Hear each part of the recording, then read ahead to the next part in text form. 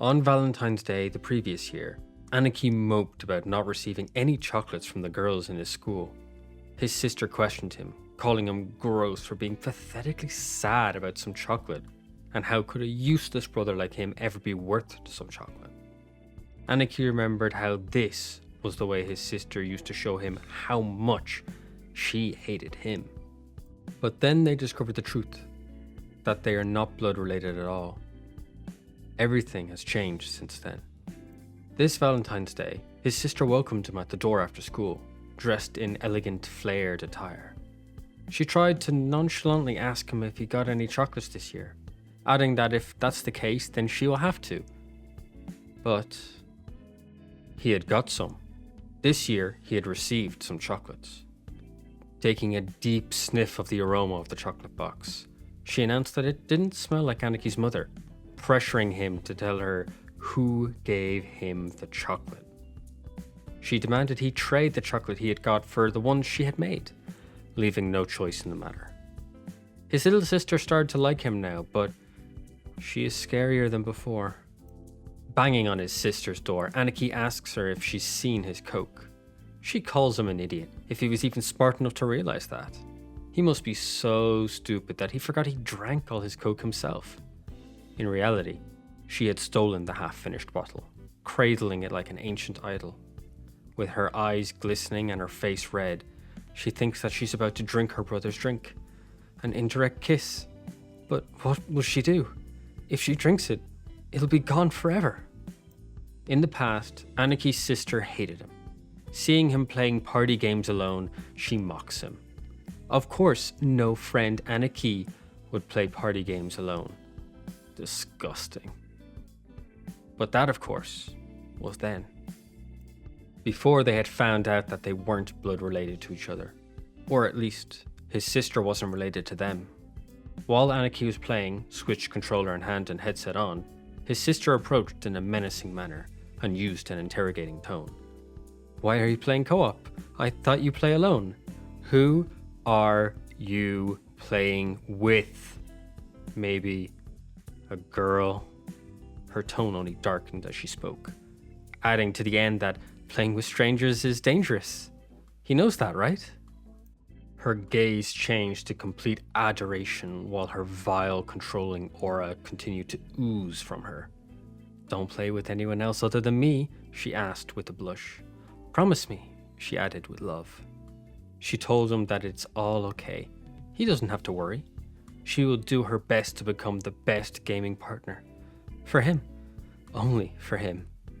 She really liked her brother now, but she was creepy and intimidating. During last year's White Day, Aniki's little sister screamed at him, questioning why didn't he get her anything. She admits that she didn't give him anything when it was Valentine's Day, but he's the one who's being stingy. That was when she hated him, but now they know the truth, that the siblings aren't blood related. This year's White Day went differently.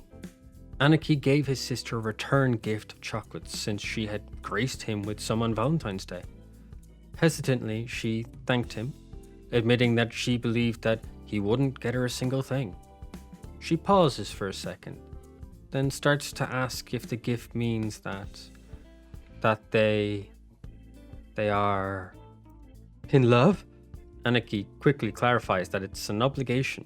She says that she's Aniki's favorite, right? Her twinkling eyes locked onto Aniki, while her face was pure red. Aniki was not sure anymore if he was glad that his sister started to like him.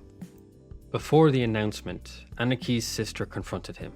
She almost ordered him to not text her anymore. It annoys her. So much so that she ended up blocking him.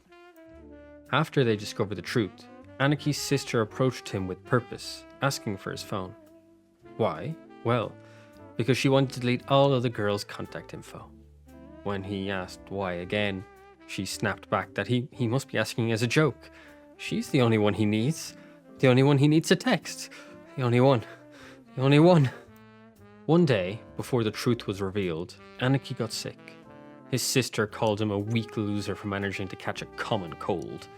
She mocks him, saying that he must have eaten something off the ground. But that was the past now. Knowing that the two aren't blood related, everything changed. A while after discovering that, Aniki managed to catch another cold. He was resting when a knock on his door startled him. It was revealed to be his sister, asking how he was feeling. She told him with glee that their parents are gone for the day and she will be his nurse. She comforted him by adding that he doesn't need to worry about her catching a cold.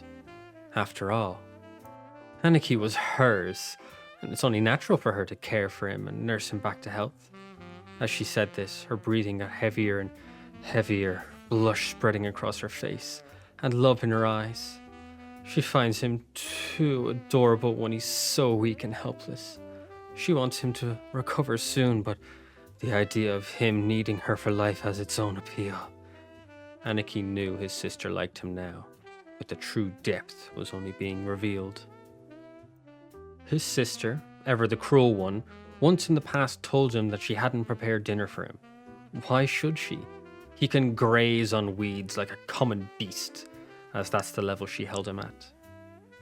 But things changed. Both had been stunned by the news that they weren't related. Different blood flowed through both of their veins. Since that change, Aniki would come home to his sister, dressed up in her elegant clothes and donning a frilly apron. She welcomed him home with a sweet voice. She called out that she had made his favorite, curry. She was proudly telling him that it turned out extra tasty, obviously because of her love flavoring it. She freezes when he tells her that he's already ate while he was out. His sister instantly asked who did he eat with, only calming a little once she had heard that he'd eaten alone. She idly said that Aniki had eaten someone else's cooking. She then asked him if he knew that he had just committed gastric cheating. If he wanted to live, he had to eat her cooking, as a form of atonement. Aniki regretted that his sister started to like him, as now she was the terror of his life. His little sister hated him. She saw him hurt and in pain, and just blamed his own clumsiness as the cause of the injury. She called him lame to add salt to the wound. But that's just a memory now.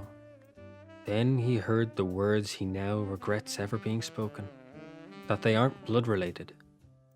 Since then, his little sister cares too much. Coming home one day, Aniki was stopped by his sister, who had noticed that his leg was scuffed. She asked, full of worry, what happened? Aniki told her the truth. He had tripped over a curb. A shadow fell over his sister's face as she contemplated that the curb was the cause. She reached her conclusion. She can't forgive anything that hurts Aniki.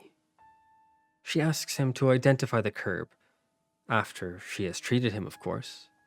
She promises to grind the curb into dust, making the inanimate object wish it had never existed.